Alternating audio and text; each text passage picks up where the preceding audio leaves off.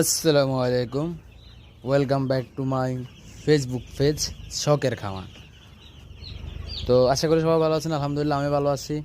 তো আজকে আবার একটা ভিডিও নিয়ে চলে আসলাম। আজকে ভিডিওটা হচ্ছে আমি আজকে আবারও মুরগির বাচ্চা উঠালাম, মানে রাত্রে আসলো আমার মুরগির বাচ্চা, এবার উঠালাম 500 উঠানোর কারণটা হচ্ছে আমার এই ঘরটা যেটা আছে, এই ঘরটাতে আমি 500 মোরগ দিব আর কি। আর পাশে যে ঘরটা আছে ওই ঘরের মোরগগুলা এখনও বিক্রি করা হয়নি, আশা করি আজকে বিক্রি করে দিব। আর আপনারা যারা আমার ভিডিওটা দেখতেছেন আপনারা অবশ্যই কমেন্ট করে জানাবেন যে আপনারা কোথায় থেকে ভিডিও দেখতেছেন, অ্যান্ড যদি কারো খামার থাকে অবশ্যই তারাও কমেন্ট করতে পারেন। আর আপনাদের ওইদিকে মার্কেট রেট কত করে চলতেছে ওইটা আশা করি জানাবেন একটু।